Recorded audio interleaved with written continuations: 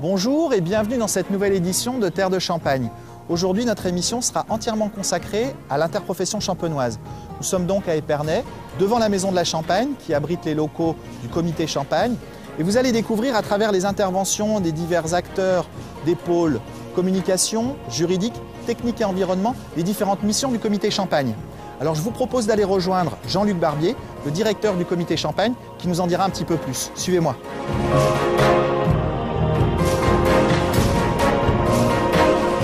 Barbier, bonjour. Bonjour. Pouvez-vous nous dire comment s'est constituée l'interprofession champenoise? C'est une longue et belle aventure qui a commencé à la fin du 19e siècle. Les vignerons et les maisons étaient à cette époque confrontés aux pires difficultés. Le vignoble détruit par le phylloxéra, la crise économique de l'entre-deux-guerres, la chute des ventes de champagne, l'effondrement du prix du raisin. Face à ces difficultés, les vignerons et les maisons ont voulu se réunir, concentrer leurs efforts pour sauver la Champagne. Alors, quelles sont les principales missions de l'interprofession? L'interprofession intervient dans tous les domaines, depuis la plantation de la vigne jusqu'à l'expédition du champagne dans tous les pays du monde. Pour simplifier, on peut définir grosso modo 4 grands domaines. Oui. Le domaine technique, la viticulture, l'œnologie, la protection de l'environnement, la qualité. Le domaine de la communication, la protection de l'appellation champagne. Et puis enfin, l'organisation économique de la filière. Alors justement, dans le domaine économique, de quels moyens dispose le CIVC pour organiser les relations entre le négoce et le vignoble? Alors il y a un marché qui s'établit entre des vendeurs et des acheteurs. C'est un marché de raisins qui réunit quelques 17 000 vignerons, vendeurs de raisins, et environ 300 négociants qui achètent ces raisins. Ce marché a besoin d'être régulé pour assurer l'équilibre entre l'offre et la demande. Les transactions doivent se faire obligatoirement dans le cadre de contrats qui sont des contrats types définis par le CIVC, et une transaction, pour être valable, doit faire l'objet d'un contrat, et ce contrat doit être enregistré par le CIVC. Les instruments qui sont utilisés pour réguler ce marché ont varié au fil du temps et selon les problèmes qui se posent. Il s'agit d'être pragmatique et efficace. L'instrument principal, c'est la mise en réserve, le blocage d'une partie des récoltes.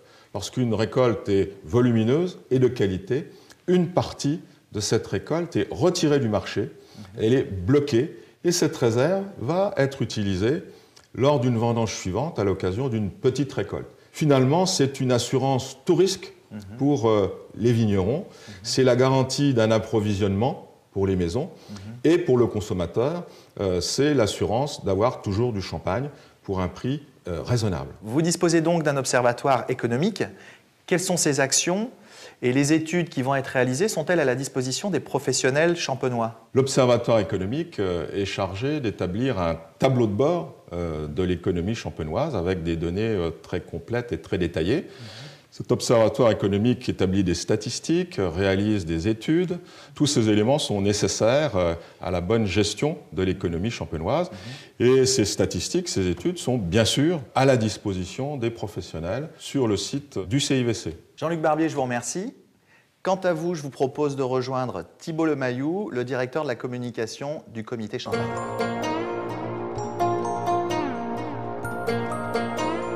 Thibault Lemaillou, bonjour. Bonjour. Pouvez-vous nous dire quelles sont les actions du pôle communication du Comité Champagne? Notre toute première mission, c'est l'information sur le champagne, sur les vins de champagne.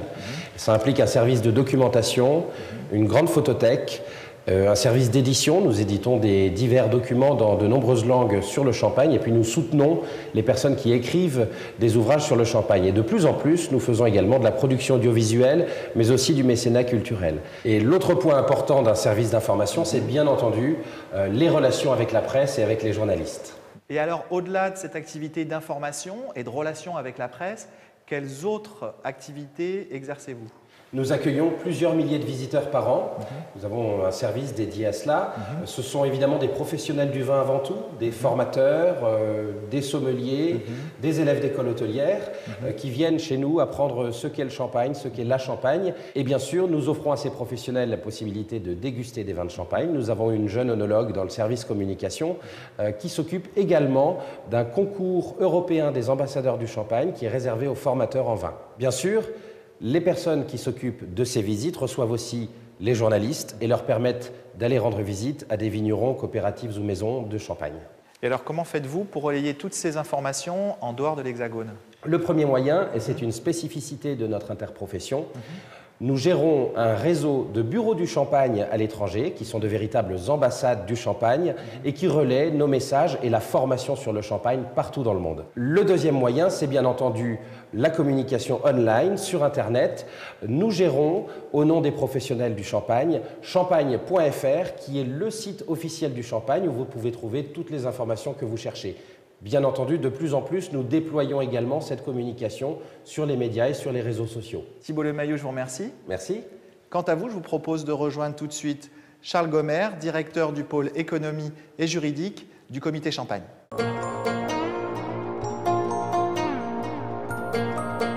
Alors, l'appellation Champagne est connue et reconnue dans le monde entier. Depuis quand les Champenois ont-ils dû protéger leur appellation? Alors la protection de l'appellation est une histoire très ancienne. Les vins de Champagne ont acquis une réputation dès le début du XVIIIe siècle et rapidement, les vignerons d'autres régions viticoles, en France et dans le monde, ont commencé à utiliser le nom Champagne pour désigner leurs vins mousseux. Les Champenois ont compris que ces utilisations abusives faisaient peser un risque fort pour leur patrimoine intellectuel commun que constitue le nom Champagne. Et donc, dès 1843, ils se sont adressés aux tribunaux français pour faire condamner l'utilisation du nom Champagne par des producteurs de vins mousseux. Alors, en France et dans l'Union européenne, l'appellation Champagne ne peut être utilisée pour désigner d'autres vins effervescents. Et qu'en est-il dans le reste des pays du monde? Alors, la situation n'est pas aussi tranchée dans l'Union européenne. L'appellation Champagne a été protégée dans les 27 pays de l'Union européenne au fur et à mesure de leur intégration. Aujourd'hui, effectivement, l'appellation Champagne est bien protégée dans tous les pays de l'Union européenne, mais cette protection s'étend largement au-delà des frontières de l'Europe. L'appellation Champagne, grâce aux efforts conjoints des Champenois, bien évidemment, mais également de la France et de l'Union européenne, a considérablement progressé depuis une trentaine d'années pour aboutir aujourd'hui à une situation où la quasi-totalité des pays du monde accorde une protection à l'appellation Champagne. Donc vous me dites que l'appellation aujourd'hui est protégée dans la quasi-totalité des pays du monde, mais est-ce que ça veut dire que vous n'avez plus de problème? Non, ce serait trop beau et d'une certaine manière, ça voudrait dire qu'on n'a plus de travail. Or, notre mission se poursuit et même s'intensifie. Le prestige et la renommée de l'appellation Champagne continuent à susciter des convoitises et nous avons aujourd'hui deux types de problèmes que l'on peut distinguer. On a des problèmes avec un certain nombre de pays qui sont de moins en moins nombreux mais qui continuent à considérer que Champagne est une dénomination générique et donc peut désigner tout type de vin mousseux. Dans ces pays, malheureusement, le consommateur est confronté à une coexistence des vins de Champagne et de vins mousseux produits localement qui sont dénommés Champagne. C'est évidemment un problème tout particulier pour les Champenois. Et donc, nous nous efforçons de régler ces problèmes en concertation avec les autorités françaises et européennes. Le deuxième type de problème, c'est la contrefaçon, à proprement parler. Un certain nombre de contrefacteurs utilisent le nom Champagne pour essayer d'abuser le consommateur. Ces pratiques se retrouvent essentiellement dans les principaux pays de consommation de champagne, c'est-à-dire l'Union européenne. Dans ces pays, nous travaillons en étroite collaboration avec l'ensemble des autorités de contrôle, les douanes, les fraudes, la police, la gendarmerie pour ce qui concerne la France, pour essayer d'identifier ces réseaux de contrefacteurs et mettre un terme à ces contrefaçons pour d'une part protéger la communauté champenoise, mais également protéger le consommateur. Donc on voit derrière vous un certain nombre de contrefaçons, on voit des bouteilles marquées Champagne, donc avec des vins qui n'ont pas été produits ici en Champagne, mais on voit également d'autres produits, je vois des shampoings, je vois même une chaussure pour femmes, je vois des biscuits apéritifs. En quoi ce sont également des contrefaçons? Ces produits ne constituent pas de la contrefaçon, en revanche ils portent atteinte à la notoriété, à la réputation des vins de Champagne. L'objectif que l'on poursuit en s'attaquant à ce type de produit, c'est d'éviter qu'on affaiblisse le lien très exclusif qui existe entre le nom champagne et les vins de Champagne. On souhaite préserver ce lien unique et faire en sorte que, quand on dit champagne, les gens ne pensent pas à un parfum, à des crèmes, à des produits alimentaires ou à des produits d'habillement. Charles Gomer, je vous remercie pour tous ces éclairages. C'était un grand plaisir.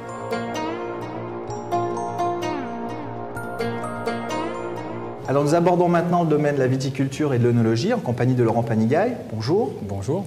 Donc Laurent, vous êtes responsable du service viticulture au sein du pôle technique et environnement du CIVC. Alors pouvez-vous nous dire en quoi consistent vos différentes missions? Les principales missions du pôle technique et environnement portent sur l'étude de la vigne, du vin et de l'environnement. Donc concrètement, nous apportons des conseils pour la vie pratique de tous les jours à tous les viticulteurs. Et le champagne est un produit à la fois traditionnel, mais aussi moderne. Et cette modernité nous amène à répondre à des questions nouvelles, des questions d'amélioration de la qualité, de préservation de l'environnement. Et dans ce cadre-là, nous avons des travaux de recherche, des travaux d'expérimentation. Et donc notre préoccupation depuis très longtemps, depuis 60 ans, a été de gérer la diversité génétique de nos cépages, de les mettre en collection, de les étudier, pour ensuite proposer donc, les individus les plus performants, qu'on appelle des clones, aux viticulteurs. Est-ce que vous apportez également des conseils au niveau de l'élaboration des vins de Champagne? Alors effectivement, nous intervenons au niveau de l'élaboration des vins de Champagne parce qu'après l'étape viticole, quand on a trouvé les bonnes sélections, les bonnes pratiques culturales qui permettent d'avoir de la qualité, qui permettent d'avoir une viticulture 100% écologique, il est essentiel de garantir que la qualité du vin y répond à ce qu'attend le consommateur, voire qu'on est capable de l'améliorer. Donc pour cela, nous avons des cuveries expérimentales, nous prenons des vins, des raisins en petite quantité qui sont ensuite vinifiés dans cette cuverie et qui sont ensuite analysés dans un laboratoire spécialisé et qui font ensuite l'objet de dégustation. Donc ces laboratoires d'analyse sont utilisés uniquement dans le cadre de ces recherches ou est-ce qu'ils servent également à autre chose? Alors nos analyses servent à un double objectif, à la fois d'appui technique pour comprendre, caractériser le vin, mais elles peuvent également répondre à des demandes de viticulteurs ou de maisons de champagne, car nos laboratoires sont agréés, donc on peut délivrer des analyses certifiées sur des particularités qui concernent le champagne. Et alors quel est le but de toutes ces recherches? Est-ce que vous allez jusqu'à les mettre en application? Tout à fait, c'est très important de souligner ce point-là. Notre objectif, c'est d'acquérir des connaissances, de comprendre, de proposer de nouvelles techniques et surtout de sortir ces techniques du laboratoire pour les mettre en application et montrer à nos professionnels que ce que nous mettons en œuvre est tout à fait transposable et applicable chez eux. Donc Laurent Panigaille, je vous remercie. Merci.